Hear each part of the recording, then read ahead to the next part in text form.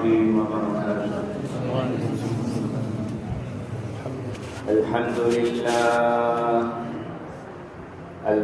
لله وكفى وسلام على عباده الذين اصطفى الحمد لله الذي وحده والصلاة والسلام على من لا نبي بعده وبشانه قال جل وعلا إن الله وملائكته يصلون على النبي يا أيها الذين آمنوا صلوا عليه وسلموا تسليما اللهم صل على محمد وعلى آل محمد كما صليت على إبراهيم وعلى آل إبراهيم إنك حميد مجيد اللهم بارك على محمد وعلى آل محمد كما باركت على إبراهيم وعلى آل إبراهيم إنك حميد مجيد أما بعد فأعوذ بالله من الشيطان الرجيم بسم الله الرحمن الرحيم وإما نرينك بعض الذي نعدهم أو نتوفينك فإلينا مرجعهم ثم الله شهيد على ما يفعلون ولكل أمة رسول فإذا جاء رسولهم قضي بينهم بالقسط وهم لا يظلمون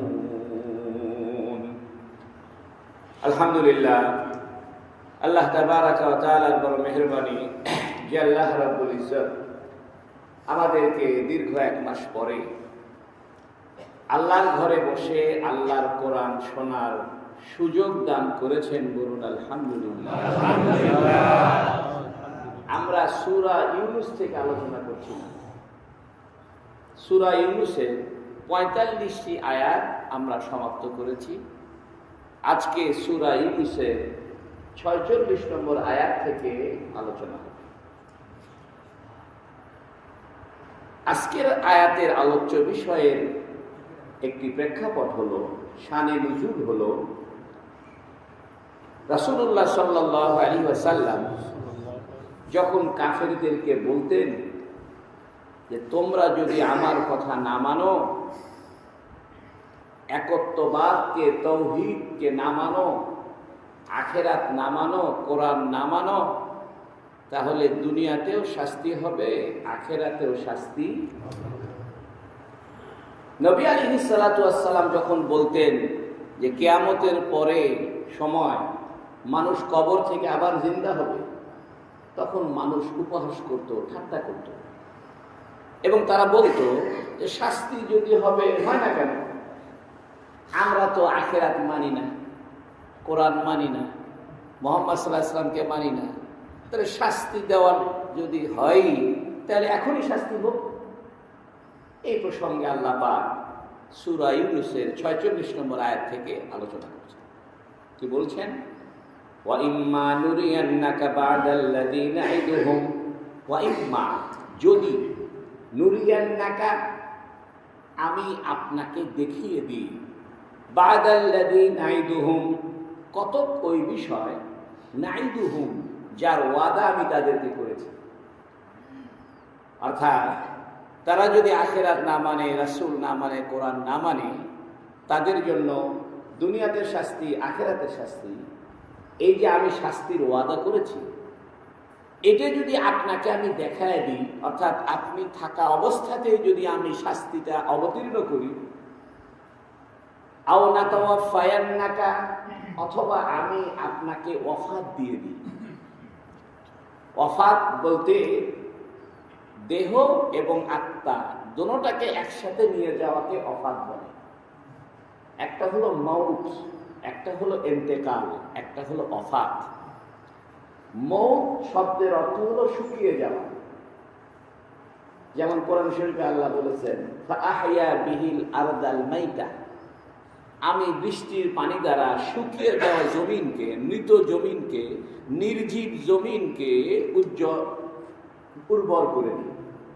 এর জন্য জমিন শুকিয়ে গেলে এটাকে আরদুল মাইতা বলে। মানুষ মারা গেলে যেহেতু তার দেহ শুকিয়ে যাবে, নিঃশেষ হয়ে যাবে, এই জন্য মউত বলে। মউত এটা দেহের সাথে সম্পর্ক, আত্মার সাথে নয়। আত্মার সাথে সম্পর্ক হলো ইন্তেকাল। ইন্তেকাল অর্থ হলো স্থানান্তরিত হওয়া, এক জায়গা থেকে আরেক জায়গায় চলে যাওয়া। এই জন্য আমাদের যে রূহ আছে এটার ইন্তেকাল হয়। আমরা রূহের জগতে ছিলাম, সেখান থেকে আল্লাহ মায়ের পেটে পাঠিয়েছেন, প্রথম ইন্তেকাল হয়েছে। তারপরে সেখান থেকে আমরা দুনিয়াতে এসেছি, দ্বিতীয় ইন্তেকাল হয়েছে। সেখান থেকে কবরে যাব, তৃতীয় ইন্তেকাল হবে। সেখান থেকে হাসরের ময়দানে আবার উঠবো, চতুর্থ ইন্তেকাল হবে। তারপরে ইনশাআল্লাহ ঈমানের কারণে একদিন জান্নাতে চলে যাব, এটা পঞ্চম ইন্তেকাল হবে। এই জন্য মানুষের দেহে মৃত্যু আসে, আত্মার উপরে মৌত হয় না। মৌত হয় হলো দেহের উপরে, আত্মার উপরে ইন্তেকাল হয়। আর একটা হলো ওয়াফাত। ওয়াফাত বলা হয় যে আমি পরিপূর্ণভাবে তুলে নেওয়া। ওয়াফা ইয়াফি মানে পরিপূর্ণ করা, বরাবর করা। ওয়াফা ইউয়াফি পরিপূর্ণ করা। এই জন্য ঘুমের মধ্যে আমাদের মৃত্যু আসে, হালকা মৃত্যু আসে, কিন্তু আবার আমরা জেগে যাই। এই জন্য ঘুমের আগে দোয়া করতে হয়, আল্লাহুম্মা বিইসমিকা আমুতু ওয়া আহইয়া, আমি আপনার নামে মৃত্যুবরণ করছি, ওয়া আহইয়া, আপনি চাইলে আমি সকালে জিন্দা হব। আবার ঘুম থেকেও তো দোয়া করতে হয়, আলহামদুলিল্লাহিল্লাযী আহইয়ানা বাদা মা আমাতানা, সমস্ত প্রশংসা আল্লাহ যিনি আমাকে মৃত্যু দেওয়ার পরে আবার জিন্দা করবেন। তাহলে বোঝা গেল ঘুমও এক ধরনের কি মৌত। কিন্তু এটা ওয়াফাত নয়। ওয়াফাত বলা হয় আত্মাও নিয়ে নিবে, দেহ নিয়ে নিবে। প্রত্যেকদিন রাতে আমাদের মৌত হয়। এই জন্য আরবিতে বলা হয় আর নাওমু নিসফুল মাউতি, ঘুম হলো অর্ধেক মৃত্যু। এই জন্য সকালে আবার আল্লাহ রুহু ফিরায় দেয়। প্রত্যেকদিন ঘুমায়, রুহুটা একটু ডিটাচ হয়ে যায়, একটু ভিন্ন হয়ে যায়, একটু বন্ধন ছিন্ন হয়ে যায়, সকালে আবার রুহু ফিরায় দেয়। এ দেয় নেয় দেয় নেয় দেয় নেয়, এরকম করতে করতে একদিন নিয়ে নিবে আর ফিরিয়ে দিবে। রুহুটা একদিন চলে যাবে আর দেহের ভিতরে ফিরে আসবে। এটাকে বলে ওয়াফাত। তাই আল্লাহ বলছেন আও নাতাওয়াফায়ান্নাকা, অথবা আমি যদি আপনাকে ওয়াফাত দিই, অর্থাৎ ঘুমের ভিতরে মৃত্যু, সেই মৃত্যু না, পরিপূর্ণ মৃত্যু দিই, অর্থাৎ আপনার রুহুটা নিয়ে নিই আর ফিরে না দিই, আপনি আর দুনিয়াতে অবস্থান করবেন না, একদম মরে যাবেন। ফাইলাইনা মারজিউহুম, তাহলে আমার কাছেই তো তাদের প্রত্যাবর্তন। সুম্মা আল্লাহু শাহীদুন আলা মা ইয়াফআলুন, সুম্মা অতঃপর, আল্লাহু শাহীদুন আল্লাহ সাক্ষ্য, আলা মা ইয়াফআলুন তারা যে কাজকর্ম করে বা করছে বা করবে। ইয়াফআলুন শব্দটা আরবিতে বর্তমানেও বোঝায়, ভবিষ্যতেও বোঝায়। আল্লাহ বলছেন আল্লাহু শাহীদুন আলা মা ইয়াফআলুন, আল্লাহ পাক সাক্ষী, আলা মা ইয়াফআলুন তারা বর্তমানে যা করছে, ভবিষ্যতে যা করবে, সবগুলোর ব্যাপারে সাক্ষী কে? এই কথাটা বলার দরকার কি? এটা ছিল আয়াতের তর্জমা। এখন আসেন আমরা আয়াতের তাফসীর বুঝি। কাফেররা বলতো যে শাস্তি যদি হয় তো দেখা, এখনই শাস্তি আসুক। তো আল্লাহ তো কাফেরদের বাধ্য না যে কাফেররা সকালে বলবে শাস্তি দেওয়া আর দিয়ে দিবে। এখান থেকে একটা প্রশ্নের উত্তর হয়ে যায়। অনেকে বলে আল্লাহ যদি সত্য হয়, তোমার কথা যদি সত্য হয়, তাহলে গাছটা ভেঙে পড়বে। তোমার কথা যদি সত্য হয়, আল্লাহ যদি সত্যই হয়, তাহলে এই কাজটা হোক। এই ধরনের কোনো কাজ আপনি বলার দ্বারা, আমরা বলার দ্বারা হবে না। কারণ আমরা সকাল বিকাল বলবো তোমার কথা যদি সত্য হয় তাহলে এটা হোক, তোমার কথা যদি সত্য হয় তাহলে আমি যেন ঠাটা করে মরি, তোমার কথা যদি সত্য হয় তাহলে আমি যেন বোবা হয়ে যাই, তোমার কথা যদি সত্য হয় তাহলে আমি যেন লুলা হয়ে যাই।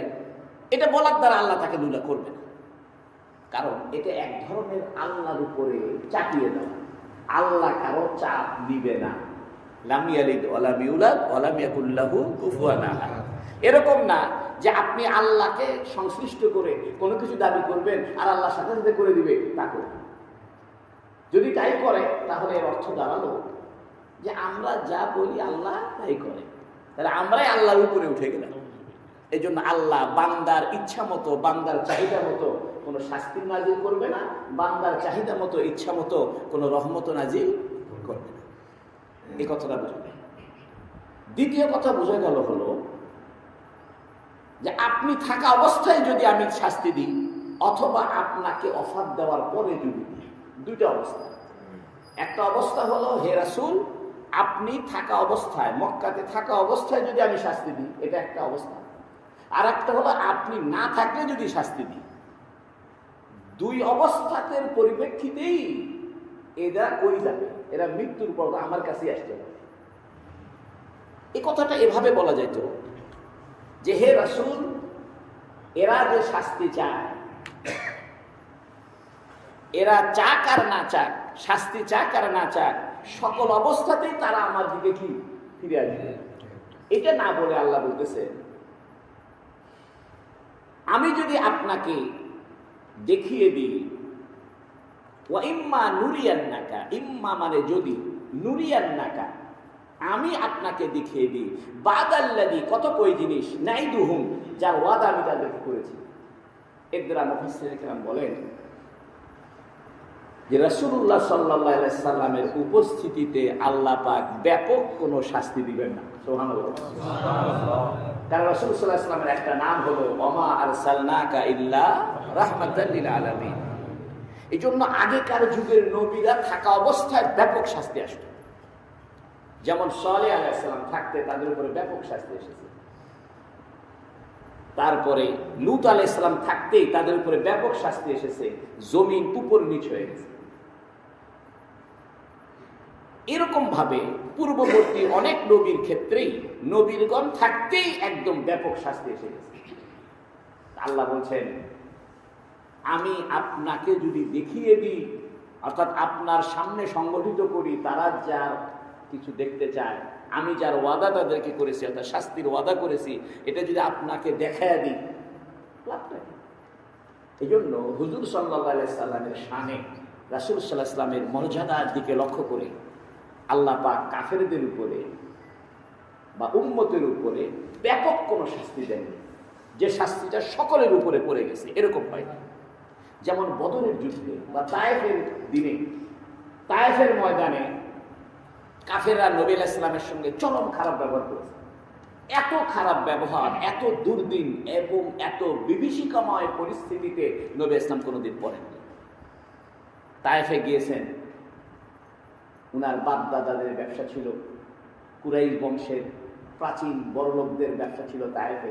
নবী ইসলাম ওই হিসেবে গিয়েছিলেন এবং নবী আলাইহিস সালামের দুধ মা উনার বাড়িও তায়েফে, সেই হিসেবে একটা মহব্বতের খাতিরে গিয়েছিলেন।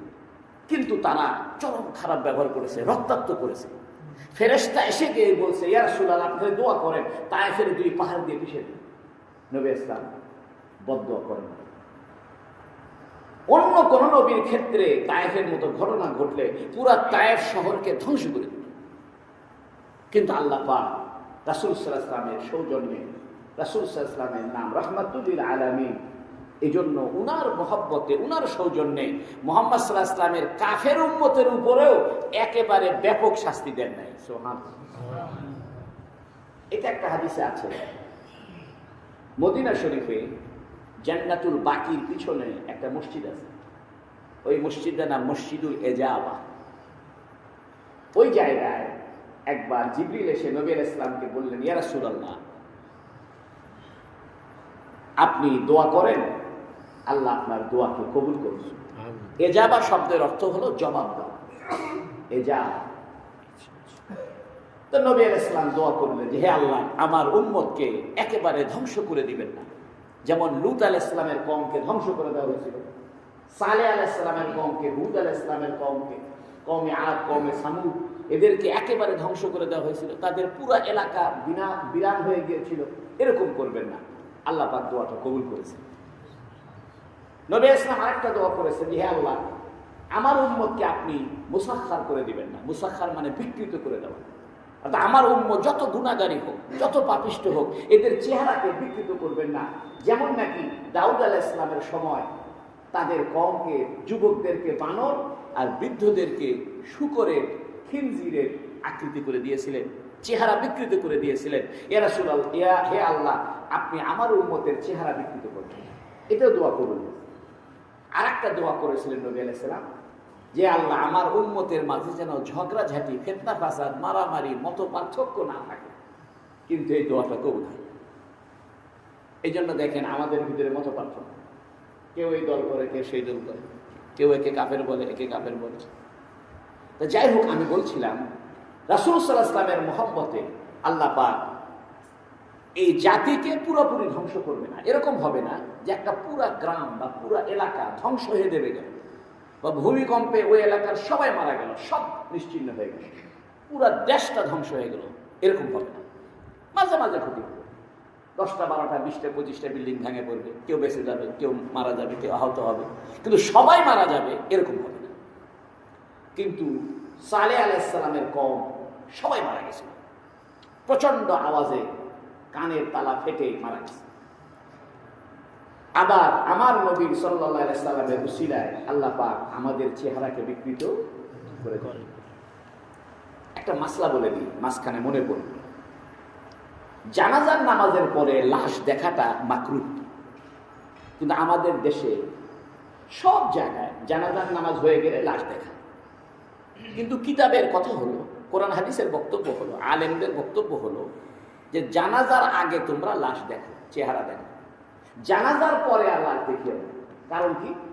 কারণ হলো একটা মানুষ যখন বেঁচে ছিল ততক্ষণ পর্যন্ত সে মুহাম্মদ সাল্লাল্লাহু আলাইহি ওয়াসাল্লামের জিন্দা উম্মত ছিল। মৃত্যুর পরে এখন তার ভাগ্যে হয় জান্নাত, না হয় জাহান্নাম। এখন আল্লাহ না করুক, যে লোকটা মারা গিয়েছে মৃত্যুর পরে তার তো আযাবের কাতারে সে আছে।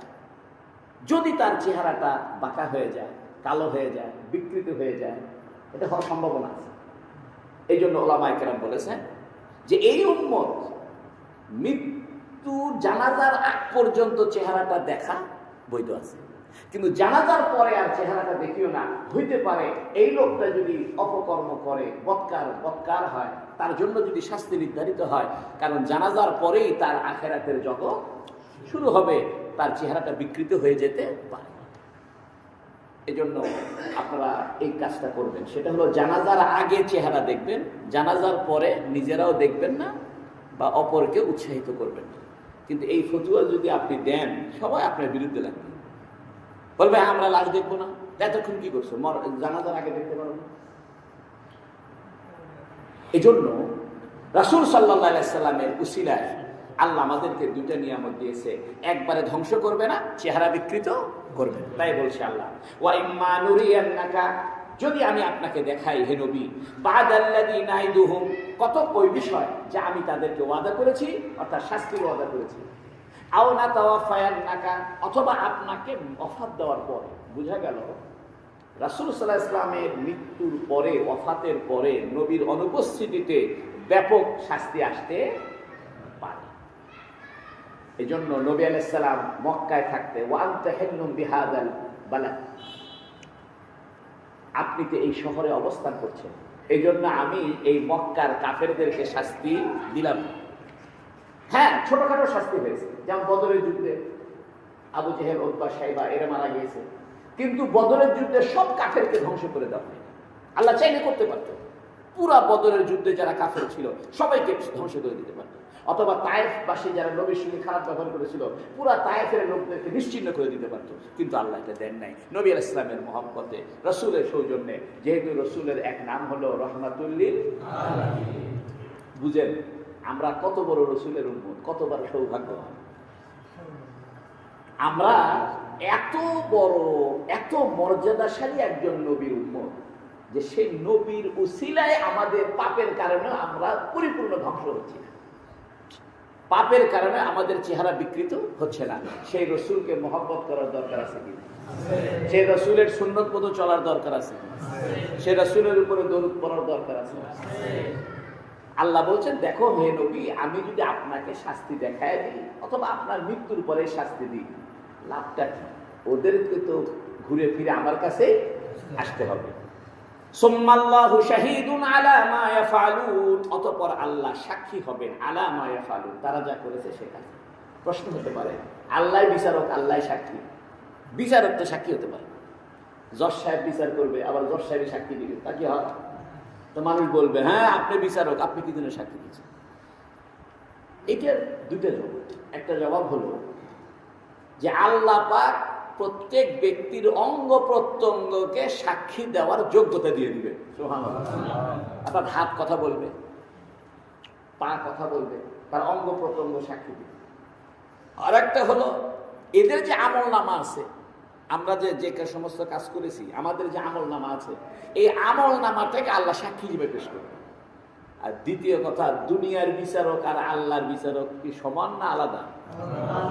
দুনিয়ার বিচারকের সাক্ষী লাগে, আল্লাহ এমন বিচারক তার কোনো সাক্ষীর দরকার নাই, উনি নিজেই সাক্ষী, নিজেই বিচারক, সব জানে। যে দুনিয়ার জজ সাহেব তো মার্ডার যেখানে হয় সেখানে ছিল না, যেখানে মার্ডার হয়েছে দুনিয়ার জজ সাহেব তো জানেও না, জানা সম্ভব না। মার্ডার হয়েছে কাপ্তরি, বিচার হচ্ছে ঢাকা হাইকোর্টে। যে মার্ডার করছে, যাকে মার্ডার করেছে, তাদের কাউকেই জজ সাহেব চিনে না। কিন্তু আল্লাহ কি সেরকম? আল্লাহ তো যে মার্ডার করছে তাকেও চিনে, যাকে মার্ডার করছে তাকেও চিনে, কখন করছে, কয়টার সময় করছে, কি জন্য করছে, কতটুকু আঘাত হয়েছে, সব জানে। এই জন্য সাক্ষী আল্লাহ হইতে কোনো অসুবিধা নাই। কেউ একে প্রশ্ন করতে পারবে না যে আল্লাহ বিচারক আবার আল্লাহ সাক্ষী দেয়, এটা কেমনে হয়? আমরা বলি যে আল্লাহ পাক এমন বিচারক যিনি শুধু বিচারক নন, পরম পরিপূর্ণ সাক্ষী দেওয়ার অবস্থানে তিনি আছেন।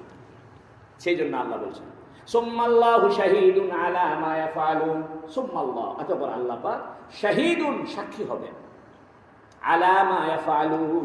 এখানে আরেকটা প্রশ্ন হলো, শাহেদ আর হাজিরের পার্থক্য আছে। এটা বলতে পারতো আল্লাহ, সুম্মাল্লাহু হাজিরুন আলা মা ইয়াফআলুন, হাজির মানে উপস্থিত, আর শাহিদ বা শাহেদ মানে উপস্থিত। তবে দৈহিকভাবে সরাসরি সত্তাগত অবস্থানকে শাহিদ বলে, আর এমনি মনোজগতের উপস্থিতি সেটাকে হাজির বলে। হাজিরটা আম, ব্যাপক অর্থ দেয়। অর্থাৎ দেখেন তো, আমরা সবাই এখানে হাজির, তাই না? আমাদের বাসায় সাতমাথায় চলেন যাই, সাতমাথায় গেছেন, চলেন যাই, মনে মনে যাই, দেখা যাচ্ছে না সাতমাথা, 7টা রাস্তা হয়েছে, ক্রিন ক্রিন করে রিক্সা চলে, হ্যাঁ জাম বাজছে, ওটা তো আপনি উপস্থিত আছেন, ওটাও এক ধরনের হাজির, ওটা শাহেদ নয়। এই জন্য আদালতে সরাসরি সাক্ষ্য দিতে হবে। আপনি টেলিফোনে সাক্ষী দিলেন, লেখায় সাক্ষী পাঠালেন, কাম হবে না। সাক্ষ্য আইনের একটা বিধান হইল, যে সাক্ষ্য দিবে সরাসরি কোথায় যেতে হবে? আদালতে সশরীরে উপস্থিত হয়ে সাক্ষী দিতে।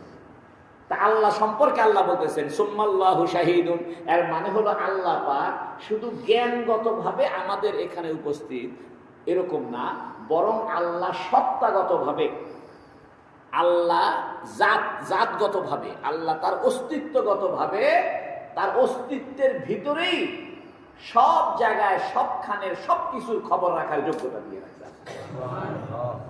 এই জন্য আল্লাহ বলেন শাহীদ। ওয়ালিকুল্লি উম্মাতির রাসূল, এটা 47 নম্বর আয়াত। ওয়ালিকুল্লি উম্মাতির রাসূল, প্রত্যেক উম্মতের একজন রাসূল আছে। আমি তরজমাটা আগে বলি, ওয়ালিকুল্লি উম্মাতির রাসূল, প্রত্যেক উম্মতের একজন রাসূল আছে। ফাইদা জাআ, যখন আসবে বা আসে, রাসূলুহুম, তাদের রাসূলগণ, কুদিয়া বাইনাহুম, তাদের মাঝে ফয়সালা হয়ে যায়, বিল কিসতি, ন্যায়সঙ্গতভাবে, ইনসাফগতভাবে, ওয়া হুম লা ইউজলামুন, তাদের উপরে কোনো জুলুম করা হবে না। এটা হলো তর্ক। এখন তাফসীরটা কি? প্রত্যেক উম্মতের একজন রাসূল আছে। উম্মত কাকে বলে? উম্মত বলা হয় এমন একটা জনগোষ্ঠী যে জনগোষ্ঠীর ভিতরে কিছু বিষয় মিল থাকে, সেটা ধর্মের দিক থেকে হোক, ভাষার দিক থেকে হোক, খাওয়া দাওয়ার দিক থেকে হোক, অঞ্চলের দিক থেকে হোক। এটা হলো উম্মত। যেমন আমরা সবাই ঈমানদার, তাহলে আমরা এক উম্মত, মুহাম্মদ সাল্লাল্লাহু আলাইহি ওয়াসাল্লামের উম্মত। কারণ সবাই আমরা মুহাম্মদ সাল্লাল্লাহু আলাইহি ওয়াসাল্লামকে ভালোবাসি, মুহাম্মদ সাল্লাল্লাহু আলাইহি ওয়াসাল্লাম ঈমান আনছি, এজন্য আমরা উম্মতে মুহাম্মাদী। আবার যদি মনে করেন যে সব বাংলায় কথা বলে, তো উম্মতে বাঙালি। উম্মত মানে জাতি। তো জাতি এটা ধর্মের ক্ষেত্রে একটা জাতি বোঝায়, ভাষার ক্ষেত্রে বোঝায়। তবে কোরআন হাদিসে যে উম্মতকে টার্গেট করা হয়েছে সেটা হলো ধর্মীয় বিশ্বাসের ভিত্তিতে যে ঐক্যমতের সমাজ, এটা নাম উম্মত। ধর্মীয় বিশ্বাসের ক্ষেত্রে যে ঐক্যমতের সমাজ, এটার নাম কি? উম্মত। তা আল্লাহ বলছেন ওয়ালিকুল্লি উম্মাতির রাসূল, প্রত্যেক উম্মতের জন্য একজন করে রাসূল ছিল। এর দ্বারা বোঝা যায় পৃথিবীর সূচনা লগ্ন থেকে আজ পর্যন্ত এমন কোন জাতি এরকম যায় নাই যে জাতির জন্য আল্লাহ কোন রাসূল পাঠায় নাই। প্রত্যেক জাতির জন্য আল্লাহ কি পাঠিয়েছে? এই জন্য রাসূলের সংখ্যা 1,24,000। 1,00,000 মানুষে বলে মতান্তরে 2,24,000, এটা ভুল কথা। এটা 1,24,000। 2,24,000 এই কথাটা কেমনে আসছে? আগের যুগে দোয়াতের ভিতরে কলম ঢুকায় ঢুকায় কলম দিয়ে লিখতো, ঠিক না? 1,00,000 লিখতে 1 লেখছে, একের মাথার উপরে কালি বেশি পড়ছে, কালিটা ডান দিকে একটু ঝেপসে গেছে, 2 হয়ে গেছে। কারণ আরবি ভাষায় 1 লেখে লম্বা টান দিলে পরে, আর লম্বা টানের উপরে ডান সাইডে যদি মাথায় এভাবে চাঁদের মতো ঘুরে দেন কত হয়? আবার 2 বার ঘুরে দেন কত হয়? আর বাম দিকে ঘুরে দেন 6। ওই কলম দিয়ে লিখতে বসছে, এরকম হয়তো কলম ভেসে গেছে, এদিকে 2 এর মতো দেখা গেছে, তো মানুষের বলছে 1 লাখ বা 2 লাখ। এটা বুখারী শরীফের সরা কাশফুল বারী কিতাবে কথাটা আছে যে আসল বিশ্লেষণ মানে গ্রহণযোগ্য কথা হলো 1,24,000। 1,02,24,000 নয়, 1,24,000। আরো গ্রহণযোগ্য কথা হলো কতজন নবী রাসূল আমাদের জানাই নেই, পারফেক্ট আমাদের জানা নাই। এটা একটা অনুমানের ভিত্তিতে বা কোনো সালাফের কোনো পূর্ববর্তী কারো বর্ণনার কারণে এটা চলে এসেছে। আমরা একটা কথা বুঝলাম যে এমন কোন উম্মত নাই যে উম্মতের জন্য কি নাই রাসূল। আল্লাহ বুঝাইতে চায় যে আমি যে তোমাদের কিয়ামতের দিন বিচার করব, এমনি করবো না, কারণ সব উম্মতের জন্য আমি কি দিছি? রাসূল দিছি। এমন কোন জাতি নাই যে জাতির জন্য আমি রাসূল দেই নাই। প্রশ্ন হতে পারে অনেক উম্মতের উপরে তো নবী আসছে, রাসূল আসেনি। কারণ আমরা জানি রাসূল বলা হয় যাদেরকে কিতাব দেওয়া হয়েছে, আর যারা কিতাব পায় নাই তারা হলো নবী।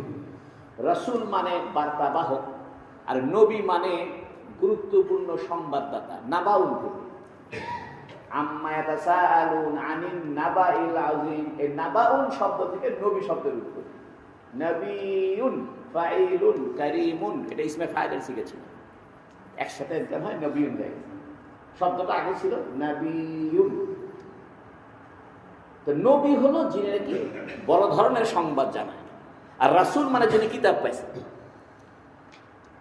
তো মুফাসসিরিনে কেরাম বলছেন যে আরবি ভাষায় অনেক সময় রাসূল বলে নবী উদ্দেশ্য করা যায়, নবী বলে রাসূল উদ্দেশ্য করা যায়। আমরা বলতে পারি যে সব রাসূলই নবী, কিন্তু সব নবী রাসূল না। তাহলে সব রাসূলই কি নবী? তাহলে রাসূলের ভিতরে নবী আছে, রাসূলের ভিতরে কি আছে?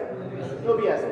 তাহলে সব জাতির জন্য একটা করে রাসূল, তাহলে রাসূল বললে নবীও উদ্দেশ্য করা যায়, রাসূল উদ্দেশ্য করা যায়। আল্লাহ যদি বলতো লিকুল্লি উম্মাতিন নবিয়্যুন, প্রত্যেক উম্মতের একটা করে নবী আছে, তাহলে তো ভুলে হয়ে যেত। কারণ বহু উম্মতের কি আছে? রাসূল আছে। আর যখন বলছে লিকুল্লি উম্মাতিন রাসূল, প্রত্যেক উম্মতের রাসূল আছে, আর রাসূলের ভিতরে নবী অন্তর্ভুক্ত আছে, অতএব আর কোনো সমস্যা নাই। এই জন্য কোরআনে কি নাই, কোনো ভুল নাই। এটা আল্লাহর কোরআন, আমরা লিখলে লিখতে হয় বলে লিকুল্লি উম্মাতিন নবিয়্যুন। কোরআন শরীফ তো আল্লাহ হিসাব করে নাযিল করেছে। আল্লাহ বলতে পারতো লিকুল্লি উম্মাতিন নবিয়্যুন, নবী লেখছে না রসুল লেখছে? কেন? রসুলের ভিতরে নবী অন্তর্ভুক্ত আছে, নবীর ভিতরে কি অন্তর্ভুক্ত নাই?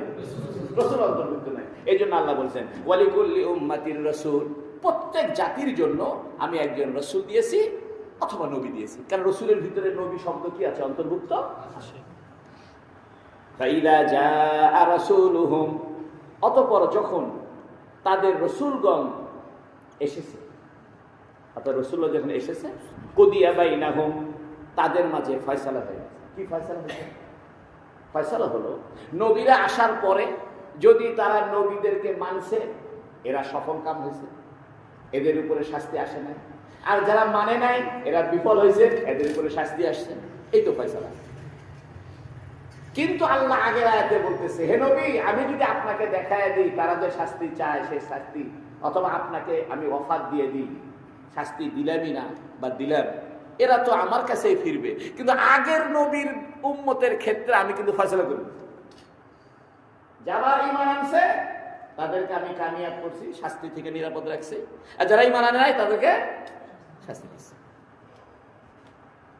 তাই বলছে ফাইদা জাআ রাসূলুহুম, অতঃপর যখন জাআ এসে গেল, রাসূলুহুম তাদের রাসূলগণ, কুদিয়া বাইনাহুম তাদের মাঝে ফয়সালা হয়ে গেল, বিল কিসতি ন্যায়সঙ্গতভাবে। দেখেন এখানে একটা কথা শুনেন, তাদের রসুল পূর্ববর্তী যুগের রসুল একজন না বহুজন? তাহলে বলা দরকার ছিল ওয়াইদা জাআ রুসুলুহুম, রসুল তো এক বছর, আর রসুল হলো বহু বচন। রাসূল এক বচন, আর এর বহু বচন কি? রসুল। বলা দরকার ছিল ফাইদা জাআ রুসুলুহুম, যখন তাদের রসুলগণ এসে গেল। কিন্তু আল্লাহ বলে যখন তাদের রসুল এসে গেল। এটা এক বচন কেন আছে? এটার দুইটা জবাব। একটা জবাব হলো রাসূল, এটা একটা মাজদার, মাজদার মানে ক্রিয়ামূল। আরসালা ইরসুলা ইরসালান রাসূলান, ক্রিয়ামূল আরবি ভাষা এক বচনও বুঝায়, বহু বচনও বুঝায়। দুই নম্বর, পূর্ববর্তী উম্মতের উপরে যত রসুল নবী এসেছেন তাদের লক্ষ্য একটা ছিল না দুইটা ছিল? একটাই উদ্দেশ্য ছিল, আল্লাহর সঙ্গে পরিচয় করা। ওই যেহেতু তাদের সকলের উদ্দেশ্য ছিল একটা, এই জন্য এখানে রসুল এক বছর আছে, যাতে মানুষ বুঝে যে পূর্ববর্তী যত রসুল আসছে সমস্ত রসুলের উদ্দেশ্য কি ছিল? একটাই ছিল। এই জন্য একটা রসুল না বলে কি বলছে? রাসূল এক বছর। আবার রাসূল যেহেতু মাজদার অর্থাৎ ক্রিয়ামূল, আর ক্রিয়ামূল এটা এক বচনও বুঝায়, বহু বচনও। ফাইদা জাআ রাসূলুহুম, অতঃপর যখন তাদের রাসূলগণ এসে গেল, কুদিয়া বাইনাহুম তাদের মাঝে ফয়সালা হয়ে গিয়েছিল, বিল কিসতি ন্যায়সঙ্গতভাবে, ওয়া হুম লা ইউজলামুন তাদের উপরে কোনো জুলুম করা হয়নি। ওয়া ইয়াকুলুনা মাতা হাযাল ওয়াদু, তারা বলে এই ওয়াদা কখন হবে? অর্থাৎ শাস্তির ওয়াদা। এই ওয়াদার দ্বারা দুইটা শাস্তি উদ্দেশ্য, দুনিয়ার শাস্তি হতে পারে, আখিরাতের শাস্তি হতে পারে। আখিরাতের শাস্তি বলতে কিয়ামত। ওয়াদুন মানে অঙ্গীকার, ওয়াদুন মানে কি? অঙ্গীকার। আল্লাহ যেহেতু কিয়ামতের অঙ্গীকার করেছেন, ইন্না সাআতা লাশাইবা, অবশ্যই কিয়ামত হবে। কি হবে? কিয়ামত অবশ্যই হবে, এটা তো আল্লাহর ওয়াদা। এবং আখিরাতে জাহান্নাম আছে, দুনিয়াতে শাস্তি আছে। এই যে ওয়াদা, এই কাফেররা বলে এই ওয়াদা কবে হবে? এটার দুইটা অর্থ, একটা হলো দুনিয়াতে শাস্তি কবে হবে, অথবা কিয়ামত কবে হবে।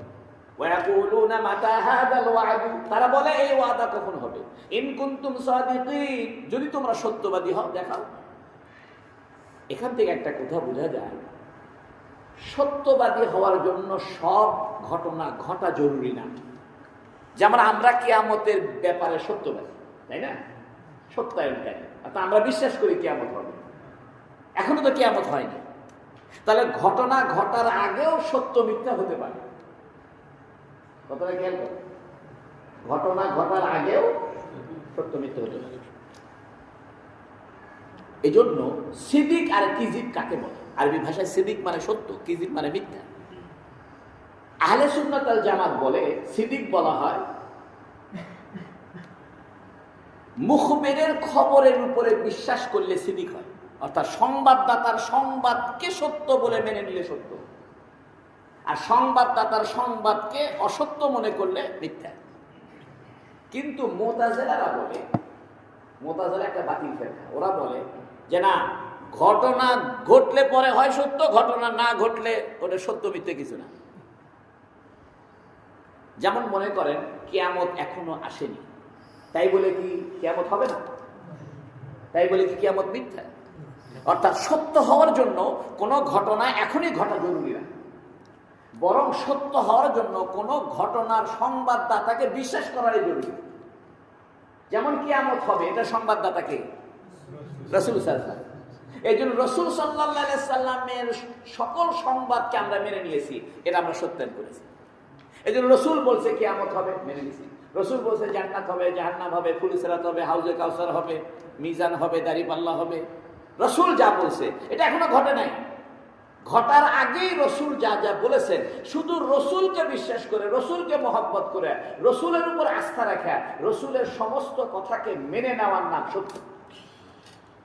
এই জন্য মেরাজ থেকে ফিরে আসার পরে রাসূল সাল্লাল্লাহু আলাইহি ওয়াসাল্লাম যখন মেরাজ থেকে ফিরে আসলেন, তখন আবু বকর ওখানে উপস্থিত ছিলেন না। আবু জেহেল বলতেছে, ইয়া ইবনে আবি কুহাফা, হে আবু কুহাফার ছেলে। অর্থাৎ আবু বকরের বাপের নাম ছিল আবু কুহাফা। তাই বলতেছে, হে আবু কুহাফার ছেলে, হাল সাদাক্তা, তুমি কি বিশ্বাস করো? সাদাক্তা, বিশ্বাস করো মুহাম্মদ আসমানে গেছিল, বাইতুল মুকাদ্দাসে গেছিল? আবু বকর বলতেছে যে মুহাম্মাদের কাছে সকাল বিকাল আসমানের খবর আসে, ওই আল্লাহ যদি মুহাম্মদকে আসমানে তুলে নেয়, আমার বিন্দু পরিমাণ অবিশ্বাস নাই। এটার নাম সত্য। অর্থাৎ ঘটনা সত্য হওয়ার জন্য ঘটনা ঘটা জরুরি নয়। ওই কাফেররা বলতেছে, ওয়াকুলুনা মাতা হাযাল ওয়াদু, এই কাফেররা বলে এ কিয়ামত কবে হবে, অথবা এই ওয়াদা, এই শাস্তির ওয়াদাটা কবে হবে? ইন কুনতুম সাদিকিন, যদি তোমরা সত্যবাদী হও বলো। আরে ভাই, সত্যবাদী হওয়ার জন্য তো ঘটনা ঘটা জরুরি না। কুল, হে নবী বলে দেন, লা আমলিকু লিনাফসি দাররান ওয়ালা নাফআন ইল্লা মা শাআল্লাহ। হে নবী আপনি বলে দেন, কিয়ামত কবে হবে ওই খবর তো দূরেই থাকবে। লা আমলিকু লিনাফসি দাররান, লা আমলিকু, আমি নিজেই মালিক নই, লিনাফসি, আমার নিজের ব্যাপারে, দাররান, কোনো ক্ষতিকে ঠেকাইতে। আমার উপরে, আমি মুহাম্মদ আল্লাহর নবী রাহমাতুল লিল আলামিন, আমার উপরে আল্লাহ কোরআন দিয়েছে, আল্লাহ আমার সুপারিশ শাফাআতের যোগ্যতা দিয়েছে, হাউজে কাউসার দিয়েছে। আমার উপরে যদি আল্লাহ কোনো ক্ষতি করে, এই ক্ষতিকে ঠেকানোর মালিক আমি নই। ওয়ালা নাফা, কোনো উপকার করারও মালিক নই। আমি নিজের উপকার নিজে করতে পারি না, নিজের ক্ষতিও আমি ঠেকাইতে পারি না। আর কিয়ামত কবে হবে সে খবর আমার জানা নাই। দেখেন আল্লাহর কথার স্টাইল দেখেন। আল্লাহ বলতেছে, ওয়াকুলুনা মাতা হাযাল ওয়াদু, কাফেররা বলে কিয়ামত কবে হবে বা শাস্তি কবে হবে। ইন কুনতুম সাদিকিন, তোমরা যদি সত্যবাদী হও বলো। তাহলে আল্লাহ বলা দরকার ছিল যে কিয়ামত কবে হবে এটা আমি ছাড়া কেউ জানি না, অথবা এটা দিয়ে তোমাদের কি দরকার। আল্লাহ এমন একটা উত্তর দিচ্ছে যে মুহাম্মদ কিয়ামতের খবর কেমনে কর? মুহাম্মাদের তো নিজেরই ক্ষতি ঠেকানোর যোগ্যতা নাই, মুহাম্মাদের তো নিজেরও নিজের উপকার করার কোনো যোগ্যতা নাই। মুহাম্মদ সাল্লাল্লাহু আলাইহি ওয়াসাল্লামের উপরে যা কিছু উপকার হয় সেটা কে করে? মুহাম্মদ সাল্লাল্লাহু আলাইহি ওয়াসাল্লামকে যে আল্লাহ ক্ষতি থেকে বাঁচায় রাখছে, কষ্ট থেকে বাঁচায় রাখে বিভিন্ন ক্ষেত্রে, কে বাঁচায়? মুহাম্মদ নিজে নিজের যোগ্যতা বলে বাঁচে না। আল্লাহ একই সাথে আল্লাহর ক্ষমতা সেটা বুঝাই দিল, মুহাম্মদ সাল্লাল্লাহু আলাইহি ওয়াসাল্লামের উপরও আল্লাহর 100% ক্ষমতা সেটাও বুঝাইলো, আর কিয়ামত যে মুহাম্মদ সাল্লাল্লাহু আলাইহি ওয়াসাল্লাম জানে না সেটাও বুঝাইলো। সুবহানাল্লাহ। এক ঢেলে তিন পাখি না, আমরা তো এক ঢেলে দুই পাখি না, আল্লাহ এক ঢেলে বহুগুলো করছে, একসাথে বুঝাই দিচ্ছে। বলতেছে দুনিয়ার মানুষকে জানায় দাও মুহাম্মদ কিয়ামতের খবর কেমনে করে। মুহাম্মদ তো নিজেই নিজের উপরে ক্ষতি সরাইতে পারে না, আবার নিজের উপরে নিজের কোনো লাভ করতে পারে না। এর দ্বারা বুঝাইলো যে মুহাম্মদ নিজের লাভ করতে পারে না, নিজের ক্ষতি ঠেকাতে পারে না, তোমরা পারবে? আরে বলেন না, আমরা পারবো? যেখানে মুহাম্মদ সাল্লাল্লাহু আলাইহি ওয়াসাল্লাম তার কোনো ক্ষতিকে রক্ষা করতে পারে না, নিজের উপর থেকে কোনো উপকারও সে করতে পারে না, সেখানে আমরা তো দূরেই থাকলাম। তা আল্লাহ তার দাপট বুঝাইলো, যেহেতু কিয়ামত দাপটের ব্যাপার, এই জন্য দাপটের কথাটা বলে দিল। আবার বলে দিল মুহাম্মদ কিয়ামতের কথা জানে না, আমি ছাড়া কিয়ামতের কথা কেউ জানে না। কুল, হে নবী বলে দেন, লা আমলিকু লিনাফসি, আমি তো আমার নিজের নফসের জন্য, নিজের জীবনের জন্য মালিক নই। দাররান, কোন ক্ষতিকে রক্ষা করা, ওয়ালা নাফআন, এবং কোন উপকার করারও মালিক নই। ইল্লা মাশা আল্লাহ, তবে তাই হয় যা আল্লাহ চায়। সুবহানাল্লাহ। মাশা আল্লাহ, আমরা কথায় কথায় বলি না মাশা আল্লাহ। মা মানে যা কিছু, শাহ মানে চায়, আল্লাহ মানে আল্লাহ। শাহ ইয়াশিউ মানে চাওয়া। মাশা আল্লাহ, আল্লাহ যা চায় তাই হয়। মাশা আল্লাহ মানে কি? তাই হয়। আল্লাহ বলেছে মুহাম্মদ তো নিজের উপর থেকে ক্ষতি দূরও করতে পারবে না, কোনো উপকারও করতে পারবে না, আল্লাহ যা চাবে তাই হবে। ইল্লা মাশা আল্লাহ, ইল্লা মাশা আল্লাহ, ইল্লা তবে মাশা, যা চাইবে আল্লাহ, যা চাইবে আল্লাহ তাই হবে। লিকুল্লি উম্মাতিন আজাল, আগে বলছে লিকুল্লি উম্মাতির রাসূল, মনে আছে তো? প্রত্যেক উম্মতের একজন কি আছে? রাসূল আছে। আল্লাহ বলেছে লিকুল্লি উম্মাতিন আজাল, প্রত্যেক উম্মতের একটা নির্ধারিত সময় আছে। নির্ধারিত সময় মানে মৃত্যু। এই জন্য আজালের এক অর্থ হল মৃত্যু। আজাল বলা হয় সময়ের ক্ষুদ্রতম অংশকে বলে আজাল, আর ওয়াক্ত বলে পুরা সময়টাকে অক্ত বলে। যেমন আসরের অর্থ, মানে 4টা থেকে শুরু হয়েছে 6টা পর্যন্ত আসরের অর্থ, কথার কথা। বা দুপুর 12:30টায় জোহরের সময় শুরু হয়েছে, 4টা পর্যন্ত জোহরের অর্থ, পুরোটা হলো অক্ত। আর আজাল বলা হয় সময়ের ক্ষুদ্রতম অংশ, সময়ের একটা ছোট্ট অংশ। আমাদের মৃত্যু হবে সময়ের একটা ক্ষুদ্রতম অংশ, পুরা সময় ধরে মৃত্যু হবে না।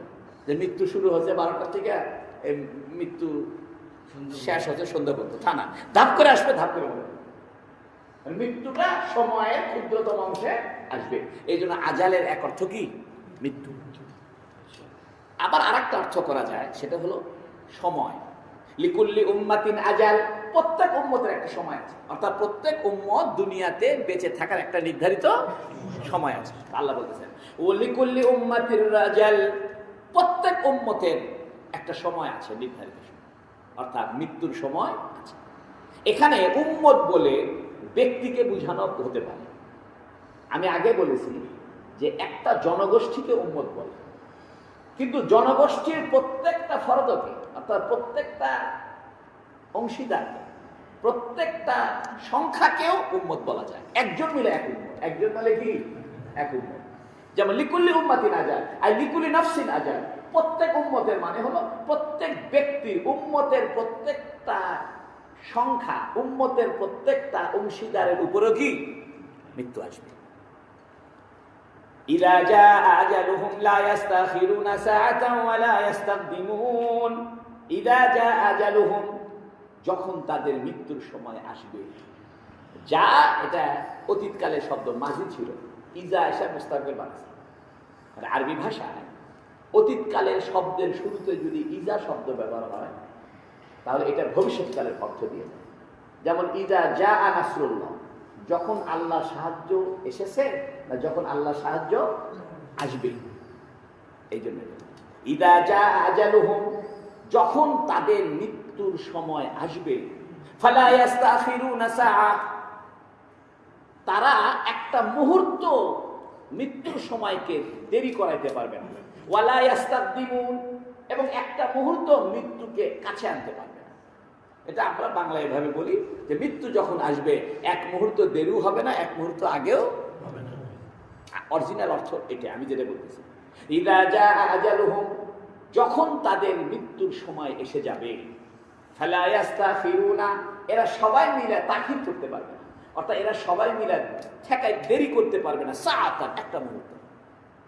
ওয়ালা ইস্তাকদিমুন, এবং আগেও করতে পারবে না। অর্থাৎ মৃত্যু যখন আসবে তারা সবাই মিলে যে বলবে ভাই 2 ঘন্টা পরে মৃত্যু হোক, এটাও পারবে না, বা 2 ঘন্টা আগে মৃত্যু হোক, এটাও করাইতে।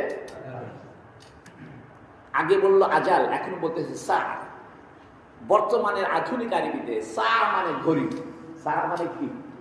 ঘড়ি। এই যে আমরা হাতে ঘড়ি দিই, দেওয়াল ঘড়ি থাকে, দেওয়ালের ঘড়িকে আরবিতে বলে সাআতুল জিদারিয়া, অর্থাৎ দেওয়ালে যে ঘড়ি লাগায়। আগে বললো আজাল, আজাল মানে সময়ের একটা অংশ। আর সা বলা হয় মুহূর্ত। সা বলা কি? মুহূর্ত। অর্থাৎ সময়ের একদম সামান্যতম অংশ, যেটাকে আমরা আধুনিকভাবে বলতে পারি ন্যানো সেকেন্ড। আমরা তো জানি 60 সেকেন্ডে কি 1 মিনিট। বর্তমানে কি 1 সেকেন্ডকেও কিন্তু 100 ভাগে ভাগ করছে, জানেন সেটা? আপনারা জানেননি? যাদের কাছে আপনার অ্যান্ড্রয়েড ফোন আছে, দেখবে স্টপ ওয়াচ দেখবেন যে 1 সেকেন্ডও কি করছে, মানে 5 মিনিট 2 সেকেন্ড 33 ন্যানো সেকেন্ড, মানে 1 সেকেন্ডকেও কি করছে 100 ভাগে ভাগ করছে। এটাকে সার, অর্থাৎ সময়ের সর্বশেষ মুহূর্ত, মানে সিমটি পরিমাণ মুহূর্ত, অর্থাৎ বোঝানোর জন্য বলি ন্যানো সেকেন্ড। একটা ন্যানো সেকেন্ডকেও আপনি মৃত্যুকে সবাই মিলে দেরিও করাতে পারবে না, সবাই মিলে মৃত্যুকে আগে বাঁধতে। এখান থেকে একটা মাসলা বেরোচ্ছে। মাসলাটা হলো, আপনাদের কষ্ট হচ্ছে না? একটা মাসলা হলো, একজন মানুষকে একজন মানুষ মার্ডার করছে, সে কি তার হায়াতকে খায় ফেলছে? মুতাজিলারা বলে যে একটা মানুষ 25 বছর বয়সে মার্ডার হয়ে গেছে, এর মানে সে আরো 25 বছর বাঁচত। এই মার্ডার করার কারণে সে 25 বছর আগেই মরে গেল, এটা মুতাজিলারা বলে। কিন্তু আহলে সুন্নাত ওয়াল জামাত বলে যে না, যে মার্ডার হয়ে মরে গেল তার হায়াত ওইটুক ছিল। তার হায়াত কি ছিল? ওইটুকুই হায়াত ছিল। সেই কারণে ওই সময় তার কাছে কি আসছে? মৃত্যু আসছে। এই জন্য শহীদু আর শাহিদু লি আজিলি মাউতিহি, এটা কিতাবের ভাষা। আর শাহিদু লি আজিলি মাউতিহি মানে একজন যে শহীদ হইল, অর্থাৎ কাফেরের দ্বারা যুদ্ধের ময়দানে মারা গেল, এটা তার মৃত্যু ওই সময় লেখা ছিল দেখেই মারা গেল। এরকম না যে আরো 10 বছর বাঁচত, যুদ্ধে যায় আগে মরে গেল। অর্থাৎ মানুষ বলতে, তুমি যুদ্ধে গেলে মাত্র তোমার বয়স 25, তুমি আরো বাঁচলেনি, দুনিয়াতে আরো 40 বছর থাকতে পারলেনি, এই যুদ্ধে যাই তো মরে আগে ভাগে মরে গেল। এ কথা ঠিক নয়, বরং সে যুদ্ধে যাবে এটাই লেখা আছে, যুদ্ধে যায় মরবে, 25 বছরে মরবে, এটাই লেখা আছে। এই জন্য এরকম ক্ষতিপূরণ নেওয়া যাবে না যে তুমি এই লোককে মার্ডার করছো, ই আরো 50 বছর বাঁচলনি। বাংলাদেশের গড়ায়ু কত? 70, তাহলে মারা গেছে কত? 30-এ, তাহলে 30 বছর আরো 40 বছর বাঁচত। এই 40 বছর ব্যবসা বাণিজ্য করে যা টাকা হতো, যা বাড়ি ভাড়া হতো, সব দেয়, এটা পাওয়া যাবে না। কথাটা বোঝা গেছে কি? কেউ কথা বলতে পারবে না যে বাংলাদেশের গড়ায়ু হলো 70, তো মার্ডার করছে 30 বছর বয়সের ছেলেকে মার্ডার করে দিয়েছে, তাহলে আরো কয় বছর বাঁচত? সে 40 বছর বাঁচত।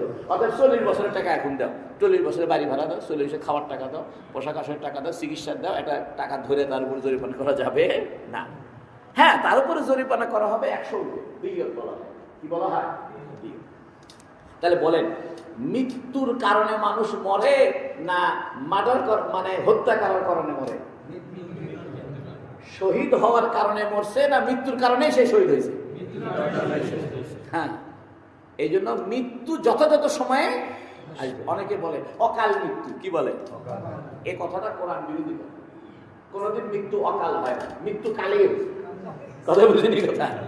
কিন্তু আমাদের পেপার পত্রিকায় লেখে অমক অকাল মৃত্যু বরণ করেছে। এটা মিথ্যে কথা, শুধু মিথ্যে কথা না, কোরআনের সাথে সংঘর্ষ।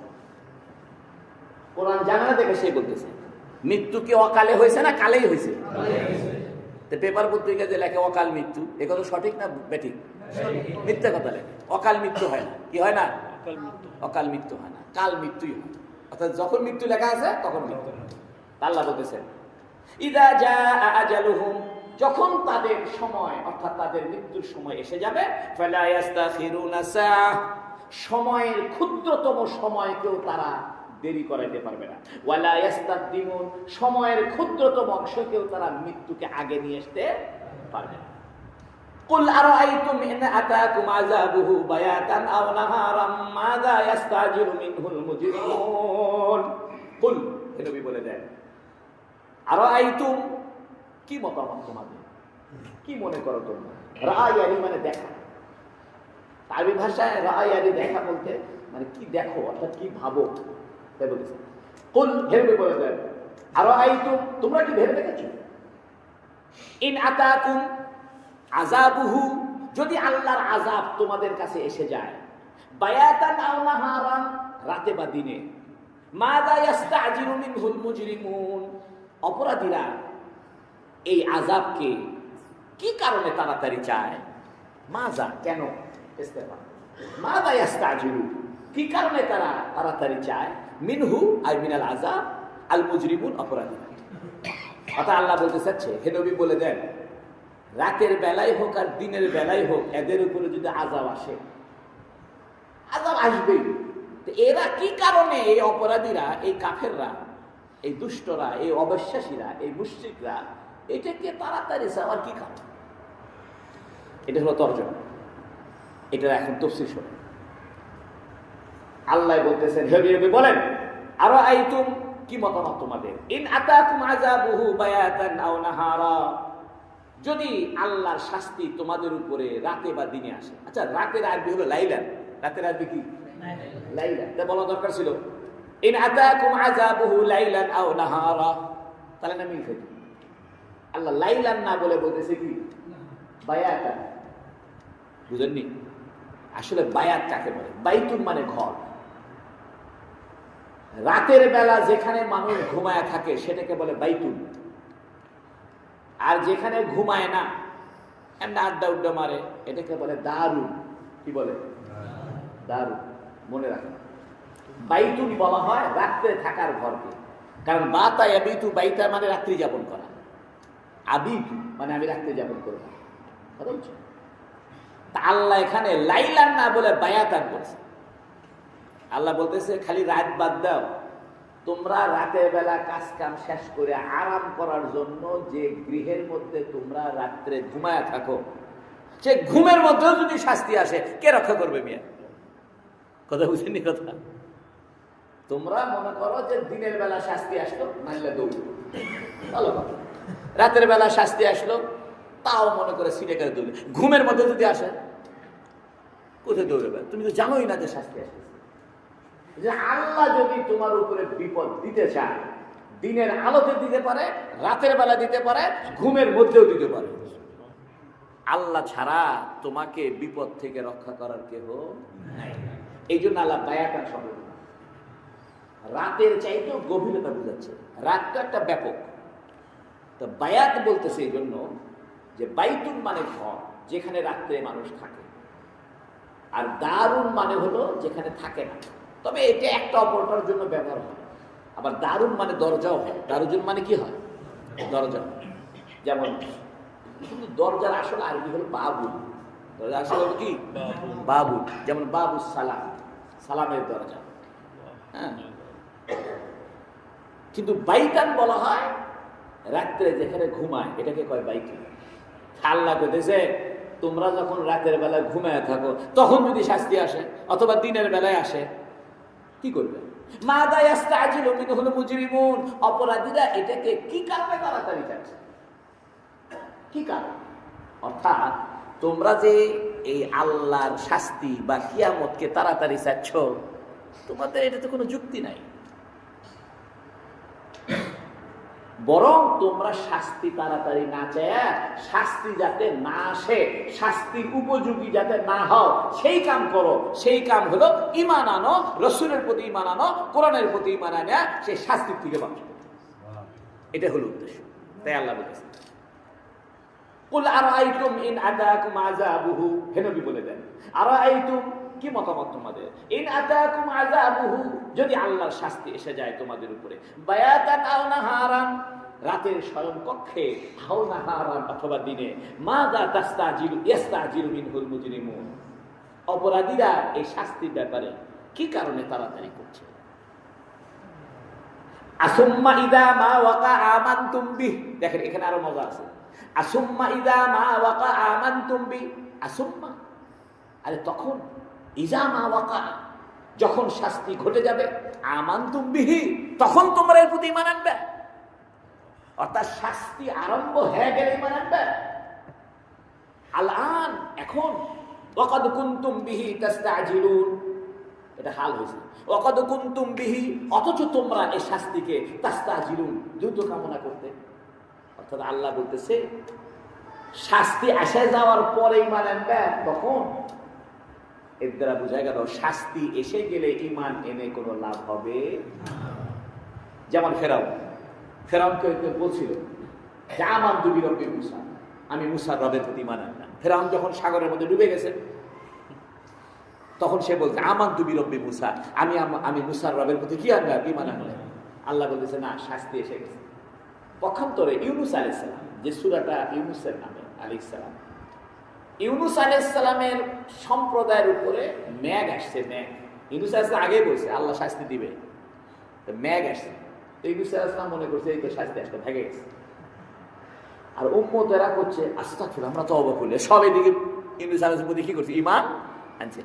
শাস্তি অবতীর্ণ হওয়ার আগেই কি করছে? ঈমান আনছে।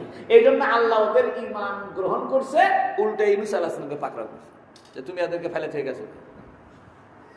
জাহাজে উঠছে, জাহাজ থেকে ফেলে দিছে, মাছ এসে কি করছে?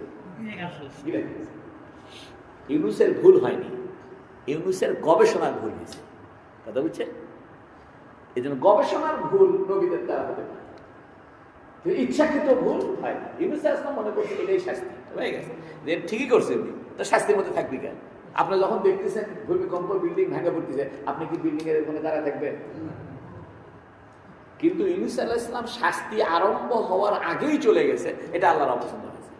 যে শাস্তি আরম্ভ হওয়ার আগে গেলে অপেক্ষা করতে, তো নবীদের দ্বারাই তো আল্লাহ আমাদেরকে কি করবে? শিক্ষা দেবে। এখান থেকে একটা হাদিস আছে, যখন গড়গড়া উঠবে, অর্থাৎ মৃত্যুর সময় যখন মানুষের গোমরানি শুরু হবে, তখন তো তওবা কবুল হবে না। আর একটা হলো মৃত্যুর সময় যখন মৃত্যুর ফেরেশতা নজরে পড়বে, তখন আর তওবা কবুল হবে না। এই জন্য দেখবেন মানুষের মৃত্যুর সময় মানুষ চোখ বড় করে, এবং অধিকাংশ মানুষ মৃত্যুর পরেও চোখ খোলা থাকে। এই জন্য কিতাবে আছে যে মানুষ মারা গেলে চোখটা বন্ধ করে দাও। চোখটা কি করে দাও? মুখের হাঁটা বন্ধ করে দাও, একটা গামছা দিয়ে মাথার উপর দিয়ে সোয়ালের নিচ দিয়ে পেছে টান মেরে মুখটা বন্ধ করে দাও। কারণ যখন মৃত্যুর ফেরেশতা দেখবে চোখ বড় বড়, যেমন সকালে আজকে ভূমিকম্প যে সবার চোখ বড় বড় হয়ে যায়, আল্লাহ কোরআন সেটা বলছে, ইযা জুলজিলাতিল আরদু জিলজালাহা, যখন জমিন তার কাঁপুনিতে কেঁপে উঠবে। ইযা জুলজিলাতিল আরদু জিলজালাহা ওয়া আখরাজাতিল আরদু আসকালাহা, জমিন তার ভারী জিনিস বের করে দেবে। এর মানে হলো লাশগুলো সব বের করে দেবে। এর আরেকটা তর্জমা হলো জমিনের ভিতরে যত লোহা লক্কর স্বর্ণ চাঁদি যত খনিজ পদার্থ আছে সব কি করে দিবে? ওয়াকালাল ইনসানু মা লাহা, মানুষ বলবে কি ইয়াউমাইদিন তুহাদ্দিসু আখবারাহা, সেদিন আল্লাহ সবার খবর বের করে দেবে। বিআন্না রাব্বাকা আওহা লাহা, এজন্য বিআন্না, এজন্য রাব্বাকা আওহা লাহা, তোমার রব আওহা নির্দেশ দিয়েছে লাহা, এই জমিনের উপর। আল্লাহ বলেছে আসুম্মা ইযা ওয়াকা আমানতুম বিহি, আরে তখন যখন শাস্তি সংগঠিত হয়ে যাবে, আমানতুম বিহি, তখন এই শাস্তির উপরে ঈমান আনবে। আলান, এখন, ওয়াকাদ কুনতুম বিহি তাস্তাজিলুন, অথচ এটাকে তোমরা খুব দ্রুত কামনা করো।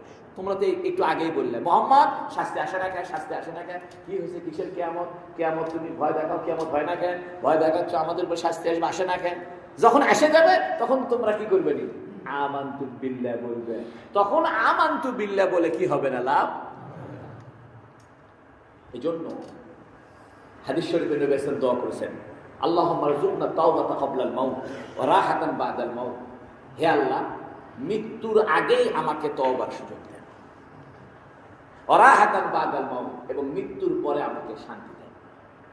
সুম্মা কিলা লিল্লাযিনা যালামু যুকু আযাবাল খুলদি, সুম্মা কিলা, তারপরে বলা হবে, এই যে মরে গেলেন, শাস্তি এসে গেল, মরে গেলে কি হবে?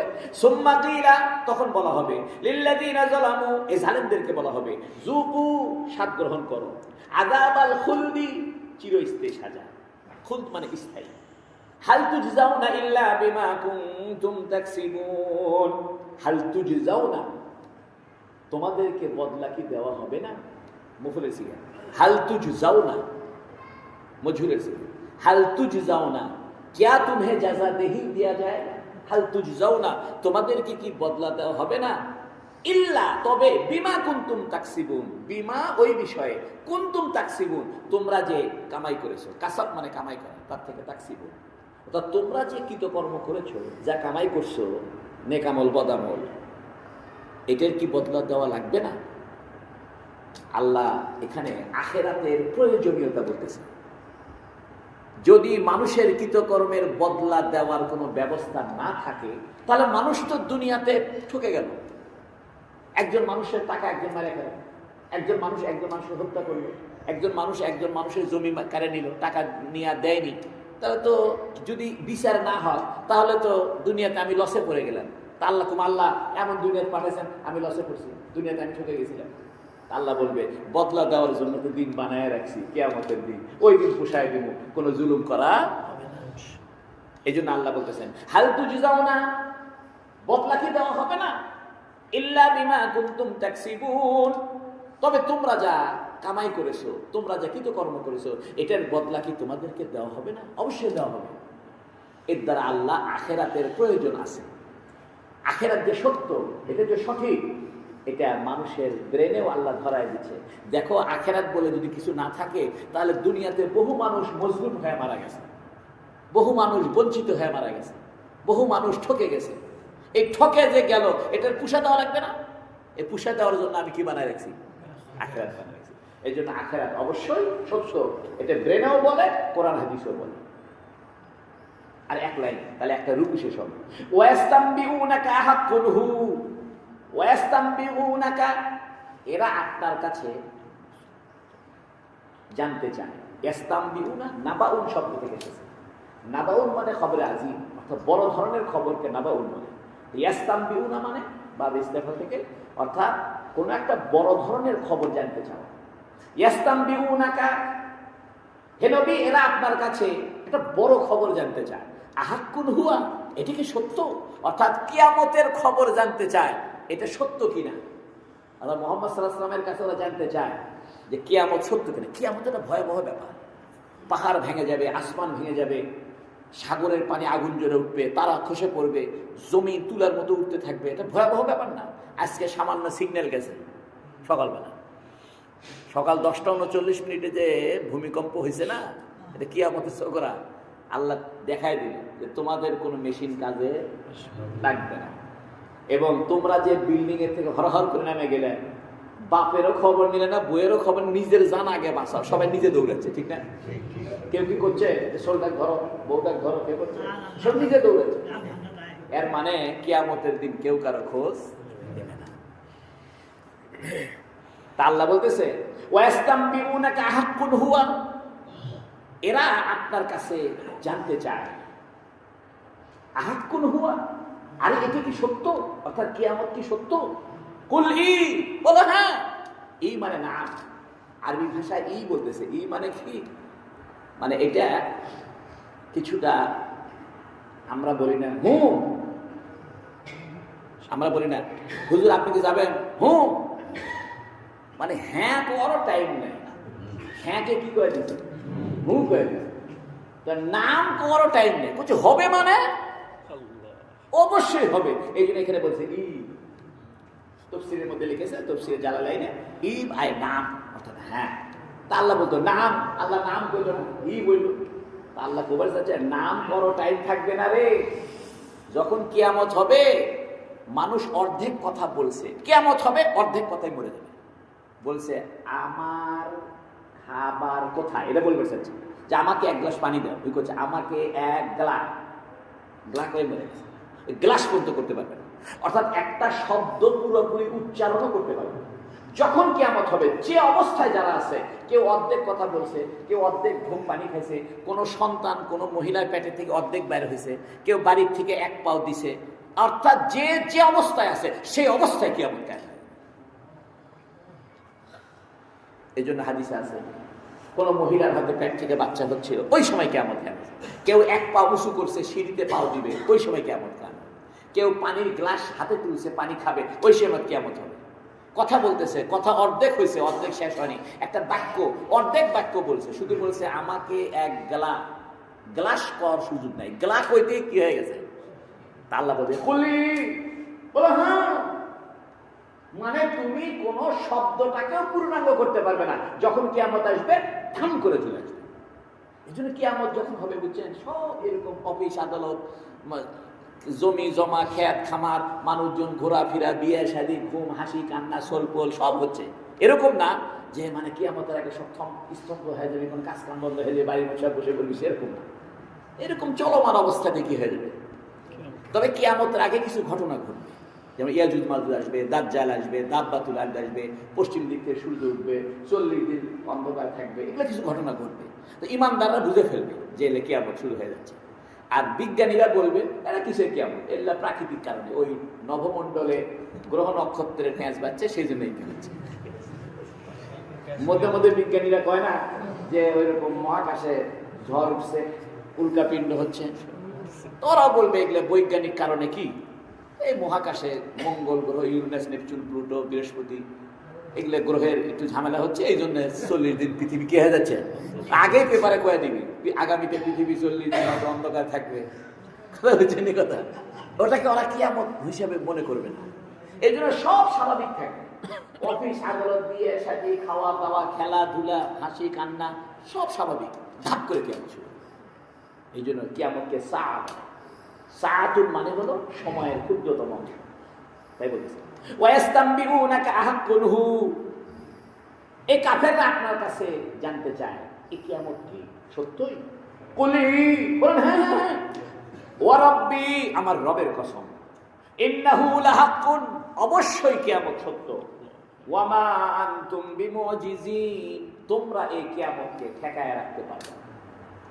ইজিজ মানে অপারগ করা, মুজিজ অর্থাৎ তোমরা অপারগ করে দিতে পারবে না, এই কিয়ামতকে তোমরা ঠেকায় দিতে পারবে না। ওয়া মা আনতুম বিমুজিজিন, এবং তোমরা এই কিয়ামতকে ইজিজ করতে পারবে না, অপারগ করে দিতে পারবে না, ঠেকায় দিতে পারবে না। আল্লাহ আমাদের কিয়ামতের বিশ্বাসকে অন্তরে দৃঢ় বানায় দিন, বলেন আমিন। এবং কিয়ামতের পরবর্তী জীবনের জন্য প্রস্তুতি গ্রহণ করার তৌফিক দান করুন। আজকে ভূমিকম্প হইল, এই ভূমিকম্পে আমাদেরকে কিয়ামতের কথায় কি করাই দিল, স্মরণ করাই দিল। সবাই ইস্তেগফার।